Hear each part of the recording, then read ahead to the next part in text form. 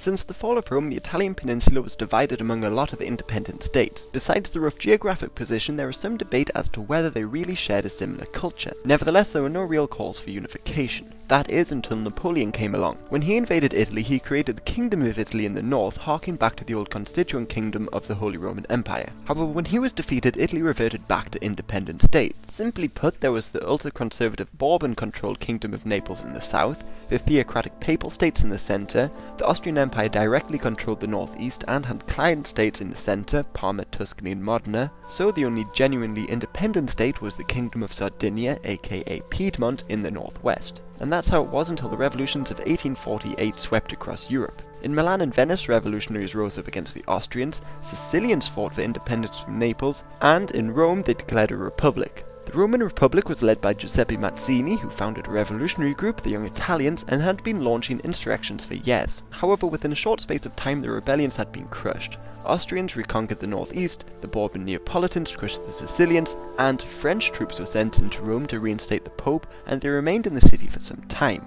This, the First Italian War of Independence, therefore failed, but it demonstrated that the new king of Sardinia, Victor Emmanuel II, would lead the unification movement, but he desperately needed a powerful ally. So in the 1850s, with his Prime Minister Cavour, Victor Emmanuel decided to send troops to Crimea to fight the Russians alongside the British and French in hopes of gaining an ally. Eventually, Napoleon III came to their aid. Besides looking to improve his prestige and weakening the Austrian Empire, he had nearly been killed by an Italian revolutionary in 1858, so he hoped to curb this activity. The Franco-Piedmont alliance against Austria was cemented when Victor Emmanuel offered to cede Nice and Savoy to France in exchange for their support. They attacked Austria in April 1858, starting the Second War of Italian Independence. Together with the Central Italian states who had united and ousted their leaders, they emerged victorious against the Austrians within just a few months. However, Victor Emmanuel and Cavour were angered with the French for making peace with the Austrians before they got all they wanted. Nevertheless, Lombardy was annexed, and the Central States then voted suspiciously overwhelmingly in favour of joining Piedmont. Shortly afterwards, a Sicilian revolutionary, Francesco Crispi, persuaded Giuseppe Garibaldi to launch an invasion of Sicily.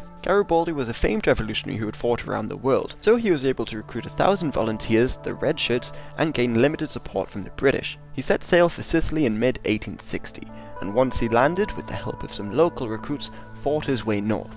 He eventually entered Naples in September, welcomed by crowds, and hoped to push on to Rome. However, Victor Emmanuel, who had just defeated Papal States and annexed Umbria, prevented him from doing so because French troops were still stationed in the city. So Garibaldi handed over his southern conquests to Victor Emmanuel, and the Kingdom of Italy was proclaimed in 1861. But they still lacked two notable cities, Venice and Rome. Fortunately for the Italians, Bismarck of Prussia was leading German unification. In 1866 he declared war on Austria in order to become the greater German power. Italy joined in the war against Austria, but their disjointed army was soon defeated. Meanwhile, the Austrians had sought to keep the French neutral, so to make sure of this they agreed to give them Venice, and this in turn was handed over to Italy. But the Italians would have to wait until 1870 to capture Rome. The Prussians, still trying to unify Germany, declared war on France, starting the Franco-Prussian War. Their speedy gains forced the French to withdraw their troops garrisoned in Rome, finally allowing the Italians to move in. Rome was then declared the capital of the Kingdom of Italy, but the new nation faced a lot of problems. Only a very small number of the population spoke the standardized language, the north and the south were economically and culturally very different, brigands in the south attacked northerners,